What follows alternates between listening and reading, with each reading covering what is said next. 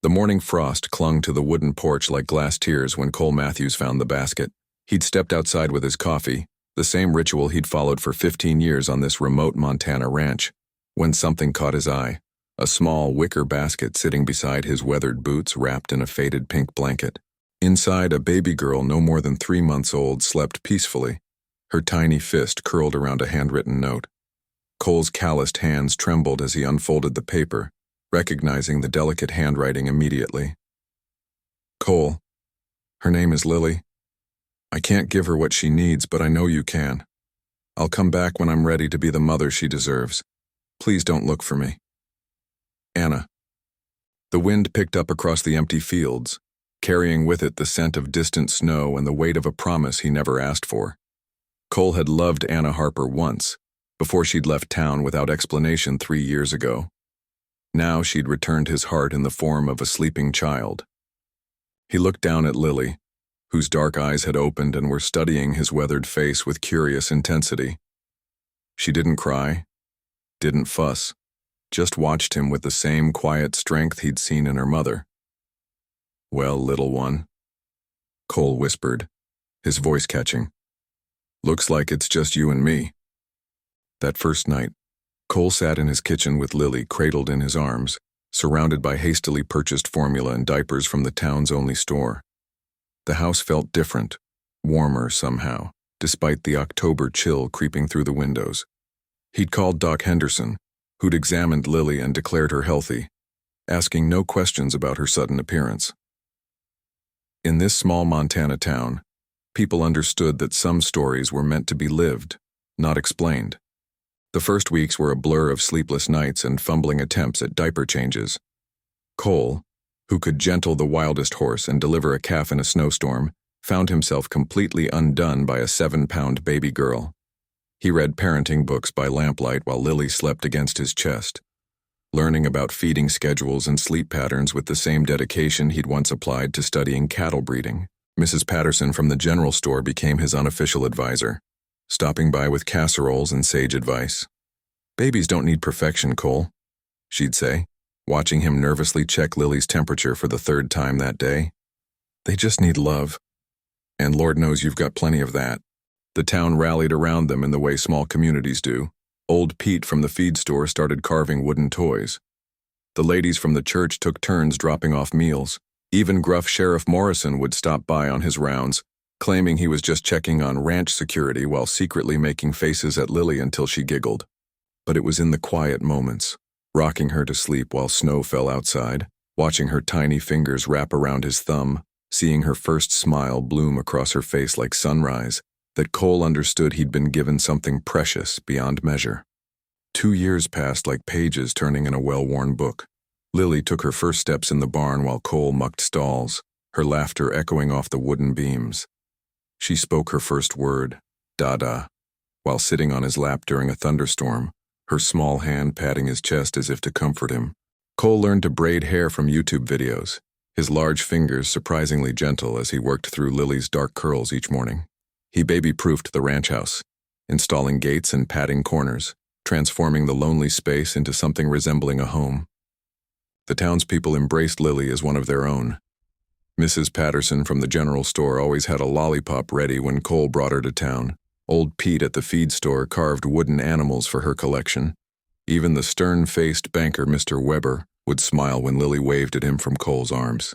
Lily had an insatiable curiosity about everything around her.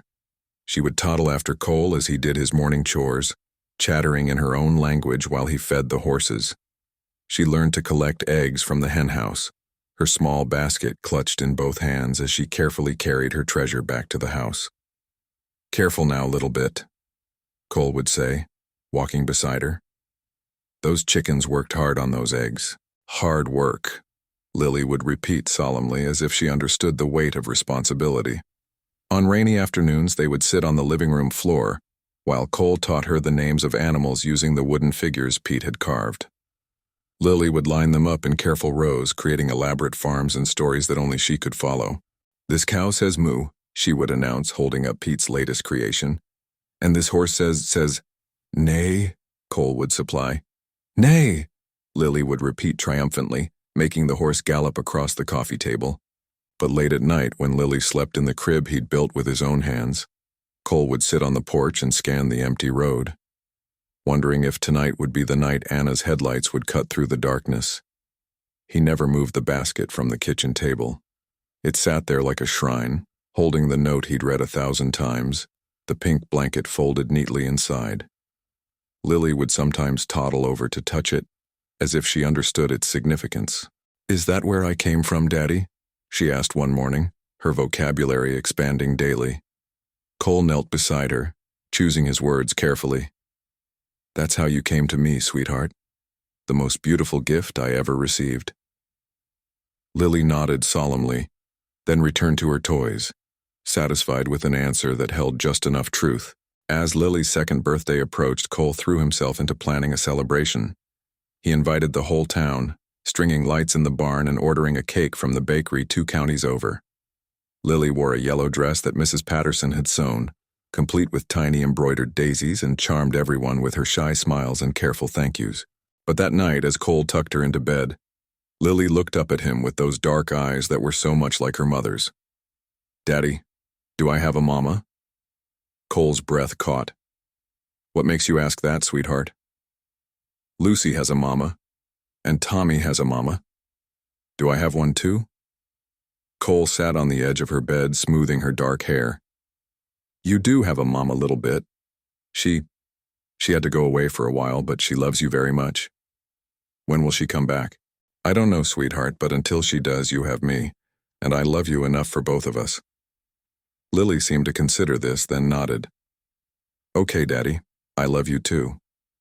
Lily's 4th birthday arrived with an early spring snowstorm. Cole had planned a small party in town, but the weather forced them to celebrate alone in the ranch house. He'd made her favorite chocolate cake, slightly lopsided but decorated with care, and watched her blow out the candles with fierce determination. "What did you wish for?" he asked, cutting generous slices. Lily's dark eyes, so much like her mother's, grew thoughtful. "I wished for Mama to come home." The words hit Cole like a physical blow. He'd never explicitly told Lily about Anna, but children have a way of sensing the missing pieces in their lives. The town was small, and whispers had a way of reaching even the youngest ears.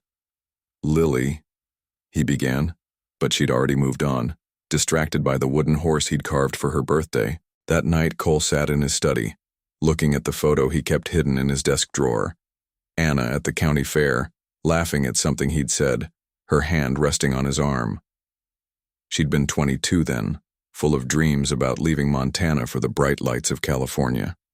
He'd been 35, already settled in his ways, content with the quiet life his ranch provided. The math was simple enough. Lily was born 9 months after Anna left, but the questions that math raised kept Cole awake until dawn. Spring turned to summer, and Lily grew more independent, helping Cole with small chores around the ranch. She had a natural way with the horses, fearless and gentle, just like her mother had been. When she fell asleep in Cole's arms after long days in the sun, he would carry her to bed and wonder if Anna was somewhere thinking about the daughter she'd left behind. The waiting had become a part of him, woven into the fabric of his daily routine, like checking the cattle or mending fences. Every car that passed on the distant highway made his heart skip. Every phone call from an unknown number made his pulse quicken.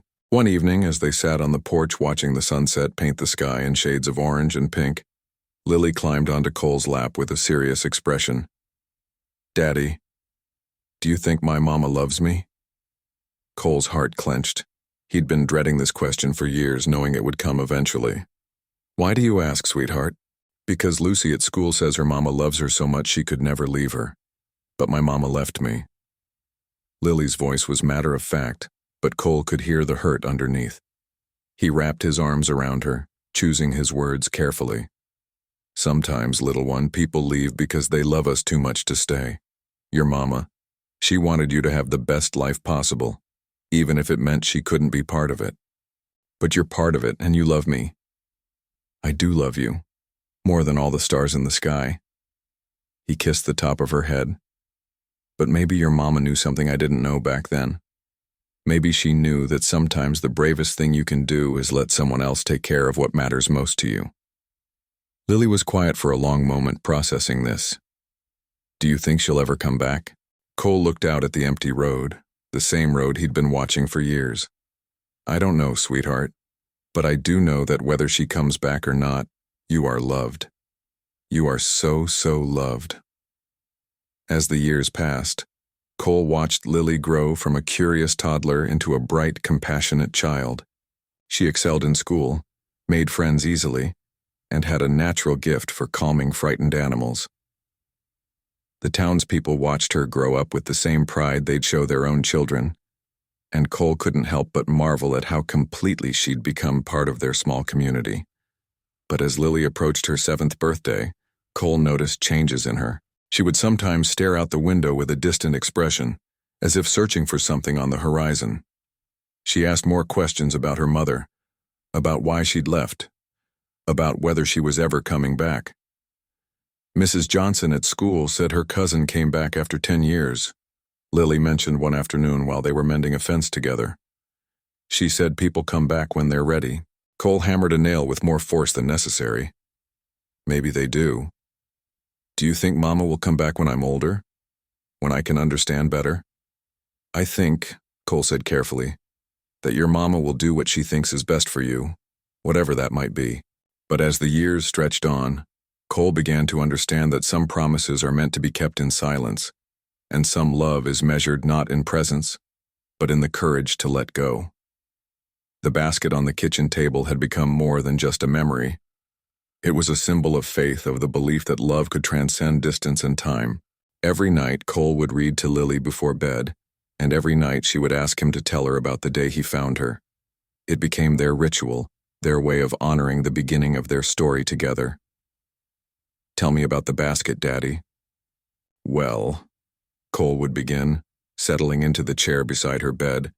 It was the coldest morning of the year, and I was just getting ready to check on the cattle when I saw something on the porch that would change my life forever.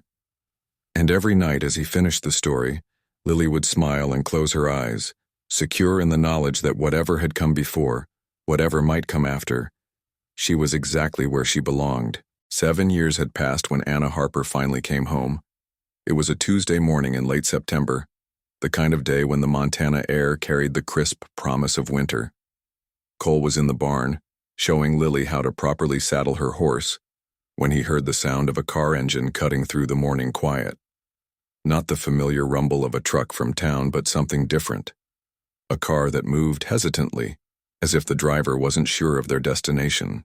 "Daddy, someone's coming," Lily called out, her 7-year-old voice bright with curiosity. Cole's hand stilled on the leather straps. Through the barn door, he could see a small blue sedan making its way down the gravel road that led to nowhere but his ranch. His heart began to pound with a rhythm he hadn't felt in years. The car stopped at the gate, and for a long moment nothing happened. Cole found himself holding his breath, watching the motionless vehicle as if it were a mirage that might disappear if he blinked. The morning sun reflected off the windshield, making it impossible to see who was inside. Then the door opened and a woman stepped out. She was thinner than he remembered, her blonde hair shorter, streaked with premature gray that caught the morning light like silver threads. She wore jeans and a simple white sweater, both wrinkled from what must have been a long drive. But her eyes, those same green eyes that Lily had inherited, were exactly as he remembered them. Time seemed to stop.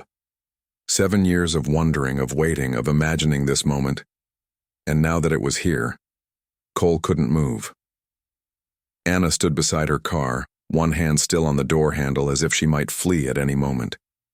She looked toward the barn where he and Lily stood frozen in the doorway. "Daddy, who's that lady?" Lily asked, her small hand finding his. Cole's throat closed. He watched Anna close the car door with deliberate care, her movements uncertain.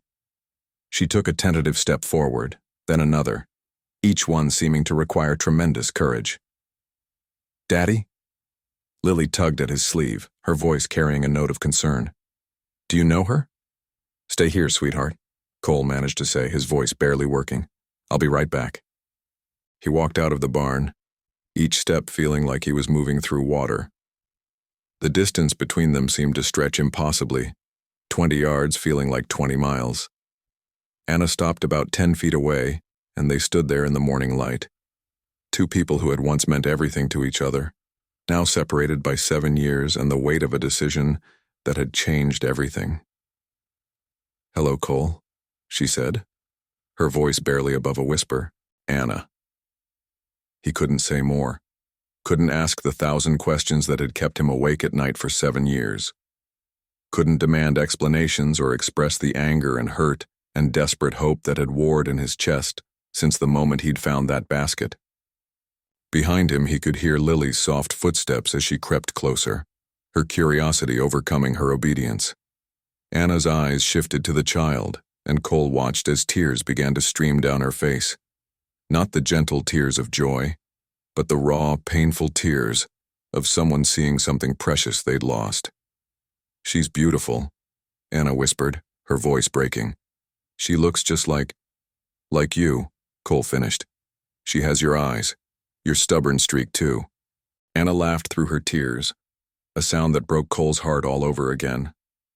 It was the same laugh he remembered from county fairs and quiet evenings on this very porch, but now it carried the weight of 7 years of separation. "I've thought about her every day," Anna said, wiping her cheeks with the back of her hand. "About both of you. I've wondered what she looks like, what she sounds like, if she's happy." "Then why?" The question he'd carried for 7 years finally found its voice, rough with emotion. "Why didn't you come back sooner? Why now?" Lily had moved to stand beside Cole, her small hand slipping into his larger one. She looked up at Anna with the frank curiosity of a child, taking in the tears, the familiar eyes, the way this stranger looked at her as if she were the most precious thing in the world. Anna knelt down slowly, bringing herself to Lily's eye level. "Hello, sweetheart," she said softly. "Hello," Lily replied politely, the way Cole had taught her to greet visitors. "Are you here to see our horses? Daddy's teaching me to ride." I came to see you, actually," Anna said, her voice trembling. "I came to see how beautiful and smart you've grown up to be." Lily tilted her head, studying Anna's face with the intense concentration she usually reserved for puzzle pieces or new books. "You look like me," she said suddenly. "Same eyes." Anna's breath caught. "Yes, we do have the same eyes, don't we?" "Daddy says my eyes are special because they're green like grass in springtime," Lily said proudly. "Your daddy is right," Anna whispered. "They are very special." Cole watched this exchange with his heart hammering against his ribs. 7 years of imagining what this moment might be like, and nothing had prepared him for the reality of watching his daughter meet the mother who had given her away. The three of them sat on the porch steps, Lily between Cole and Anna, the child's natural chatter filling the spaces where adult conversation faltered. Anna listened with the hungry attention of someone making up for lost time as Lily told her about her horses, her collection of wooden animals, and her best friend Lucy from school. "Are you my mama?" Lily asked suddenly, the question hanging in the air like smoke from a distant fire. Cole felt his breath catch. They'd talked about this moment, prepared for it, but hearing it asked so directly by his 7-year-old daughter made his heart clench. Anna's eyes filled with tears again. She looked to Cole, asking permission with her gaze. He nodded almost imperceptibly. "Yes," Anna said simply. "I am." Lily absorbed this information with the matter-of-fact acceptance that children possess. "Lucy said her mama would never leave her. Why did you leave me?" The question was delivered without accusation, just pure curiosity, but Cole saw Anna flinch as if she'd been struck. "I was sick, sweetheart," Anna said, choosing her words carefully. "Really sick. After you were born, I couldn't take care of myself, let alone a beautiful baby like you." "What kind of sick?" Lily asked, leaning forward with interest. Anna glanced at Cole again, and he gave her another small nod. "My brain was sick," she said. "It made me make bad choices and do things that weren't safe. I was living in my car and I had no job, no home, no way to give you what you needed. But Daddy could give me what I needed," Lily said, patting Cole's knee affectionately. "Yes," Anna said, her voice thick with emotion. "Your daddy could give you everything I couldn't. A safe home, love, stability. Everything a little girl deserves. Are you better now?" Lily asked with the directness only children possess. Anna nodded. I'm better now. It took me a long time, 5 years, but I got help. I went to doctors and counselors, and I worked very hard to get healthy. I got a job taking care of animals at a clinic in California, and I have a small apartment with a garden. Do you have any animals? Lily asked, her eyes lighting up. I have a cat named Whiskers, Anna said, smiling through her tears. She's orange and white, and she likes to sleep in sunbeams. They talked for another hour, Anna sharing carefully edited stories about her life in California while Lily peppered her with questions about everything from Whiskers the cat to what California looked like. Cole made coffee and listened, marveling at how easily Lily seemed to accept this monumental revelation. But as the morning wore on, he could see the wheels turning in his daughter's mind, processing not just the words, but the emotions behind them. Mama, Lily said suddenly, testing the word on her tongue. Why didn't you come back before now? Anna took a shaky breath. Because I wanted to make sure I was really better. I wanted to make sure I could be the kind of person you deserved to know. And because... She paused, looking at Cole. Because I realized that you already had something precious here. You had a daddy who loved you more than anything in the world. Daddy does love me a lot, Lily agreed. He reads me stories every night and makes my hair pretty and teaches me about the horses. I can see that, Anna said softly. And that makes me so happy, sweetheart. It makes me happy to know that while I was getting better, you were being loved and cared for by someone wonderful. I didn't come back to take her away, Anna said when Lily had wandered off to pick wildflowers for what she'd decided was a welcome bouquet for her mama. I came back to thank you, Cole, and to ask, would you let me know her? Not as her mother, you've earned that right, but as someone who loves her. Cole felt something shift inside his chest, a loosening of the knot he'd carried for 7 years. The anger he'd expected to feel, the resentment for the years of not knowing. It wasn't there. Instead, he felt something like relief. She asks about you sometimes, he said quietly. I never knew what to say. What did you tell her? The truth as much as I knew. That her mama loved her but couldn't take care of her. That sometimes people have to make hard choices. Anna nodded, tears flowing silently. Thank you for that. For not making me the villain in her story. You're not the villain, Anna, Cole said, surprising himself with the words. You're the person who was brave enough to give her a chance at a better life. They watched Lily in the distance, carefully selecting the prettiest wildflowers she could find, her dark hair catching the sunlight as she moved through the tall grass. She's perfect, Anna whispered. You've done such a beautiful job raising her. We're not done yet, Cole said. She's got a lot of growing up to do. I know I have no right to ask, Anna said hesitantly. But could I be part of that? Not trying to replace you or take over, just being someone who cares about her. Cole looked at this woman who had given him the greatest gift of his life, who had trusted him with something more precious than gold, and felt his heart make a decision his mind hadn't quite caught up to yet. I think we can figure something out, he said quietly. That evening, Anna stayed for dinner. She sat at the kitchen table where the basket had waited for 7 years and listened to Lily tell stories about school, about her friends, about the wooden animals old Pete carved for her. She didn't try to claim any special role, just listened with the grateful attention of someone who knew how close she'd come to missing all of this. Lily had placed her bouquet of wildflowers in a mason jar in the center of the table, and she kept glancing at Anna throughout the meal, as if to make sure she was really there. Do you know how to make pancakes? Lily asked, as they finished Cole's famous spaghetti and meatballs. I do, Anna said, but I bet your daddy makes better ones. He makes them look like smiley faces, Lily said proudly, and sometimes like horses. That sounds much better than mine, Anna admitted. I only know how to make regular round ones. After dinner, they sat in the living room while Lily showed Anna her collection of wooden animals, explaining the story behind each one with the detailed narrative only a 7-year-old could provide. This one is Buttercup the cow, Lily said, holding up one of Pete's earlier creations. She's very smart and helps the other animals when they're sad. And this is Thunder the horse. He's brave and runs faster than the wind. Anna listened to each story with complete attention, asking questions and admiring the craftsmanship. Cole found himself watching her face, seeing glimpses of the young woman he'd once known beneath the lines that 7 years of hard living had etched around her eyes. When it came time for Lily's bedtime routine, Anna stood to leave. "Do you have to go?" Lily asked, looking disappointed. "I'm staying at the motel in town," Anna said gently. "But maybe I could come back tomorrow if your daddy says it's okay." Both women looked at Cole expectantly. He felt the weight of the decision, knowing that whatever he said now would set the tone for whatever came next. "I think that would be nice," he said finally. "We could show you the rest of the ranch."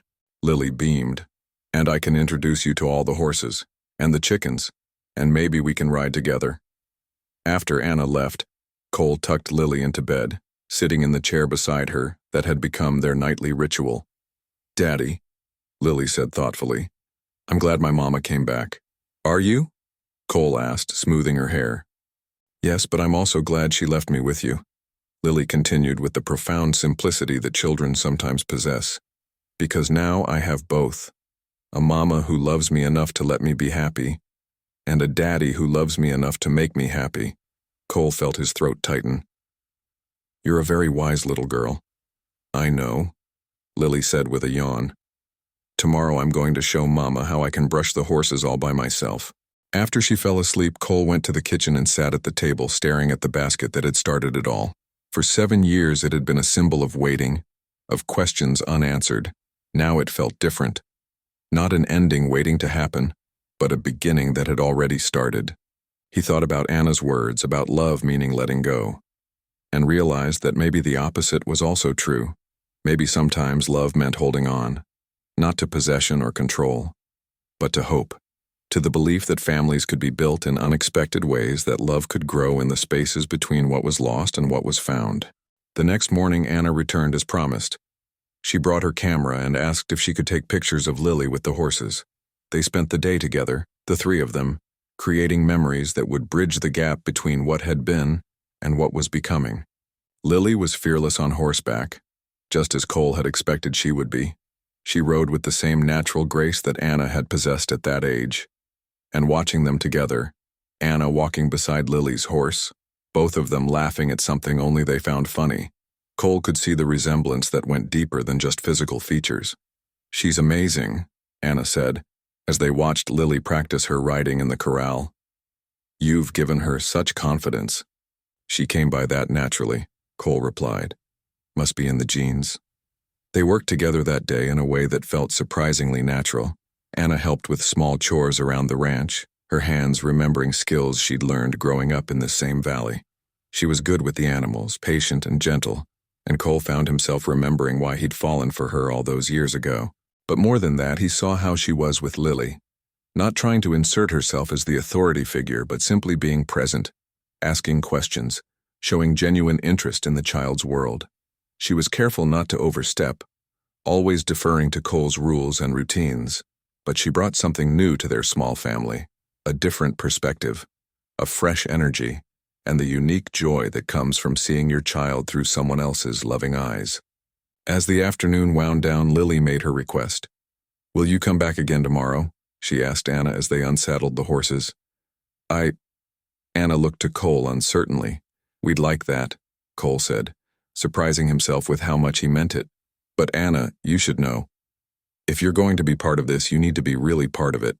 Lily's already lost one parent once. I won't let that happen again." Anna nodded solemnly. "I understand. I've spent 7 years learning how to keep promises, Cole. I'm not going anywhere unless you tell me to." "Then I guess we're going to figure out how to do this," Cole said. "All 3 of us." That evening, after Anna had gone back to town and Lily was asleep, Cole pulled out the thick envelope Anna had given him the night before. Inside were 7 letters, each one sealed and dated. The first one was written in a shaky hand. "My dearest Lily, today you turned 1 year old, and I wasn't there to sing you happy birthday, but I know your daddy was, and I know he made it special. I want you to know that even though I'm not there, I think about you every single day. I wonder if you're walking yet, if you're saying words, if you still have that little dimple in your left cheek that you had when you were born. I hope your daddy is reading you stories and that you're safe and warm and loved. I hope someday you'll understand that leaving you was the hardest thing I've ever done, but also the most important. I love you, my little star. Happy birthday. Love, Mama. Cole read through all 7 letters that night, watching Anna's handwriting grow steadier over the years, her words more confident as she found her way back to health. By the 7th letter, written just a month ago, her tone had changed. My dearest Lily, today you turned 7, and I'm finally ready to keep the promise I made to your daddy all those years ago. I'm coming home. Not to take you away from the life you've built, but to see if there's room in it for me too. I love you more than all the stars in the Montana sky, and I hope that someday you'll understand that every day I stayed away was another day I spent becoming worthy of you. Happy birthday, my brave, beautiful girl. Love, Mama. Someday when Lily was ready, he would give these letters to her, but for now Cole folded them carefully and put them away, then went to check on his sleeping daughter. In the months that followed, Anna became a regular part of their lives. She rented a small apartment in town and found work at the local veterinary clinic. Twice a week, she would come to the ranch for dinner. On weekends, she would join them for rides or help with chores. She never pushed for more time than Cole was comfortable giving, never overstepped the boundaries they carefully established together. And slowly, carefully, they built something new. Not the family any of them had originally imagined, but something that worked. Something that honored the past while embracing the future. Something that proved that love, real love, isn't about possession or promises kept. It's about the courage to do what's right, even when it breaks your heart. And sometimes, if you're very lucky, it's about the grace to rebuild what was broken into something even stronger than before. The basket still sat on the kitchen table, but now it held something new, a small photo Anna had left behind, showing her holding a newborn Lily in the hospital, both of them surrounded by light. On the back, in Anna's careful handwriting, were the words, "For Cole, who gave us both everything we needed." Outside, the Montana wind whispered through the empty fields, carrying with it the scent of home and the promise of tomorrow. And in the ranch house, 3 people had found a way to love each other across distance and time, proving that family isn't always about biology. Sometimes it's about the courage to do what's right, even when it costs you everything. The basket remained on the kitchen table, a reminder that sometimes the most precious gifts come wrapped in sacrifice, and that love, real love, is measured not in presents, but in the willingness to let go so that others can flourish. In the end, that's what made them a family, not the blood they shared, but the love they chose to give, the sacrifices they made, and the understanding that sometimes the greatest act of love is knowing when to hold on and when to let go.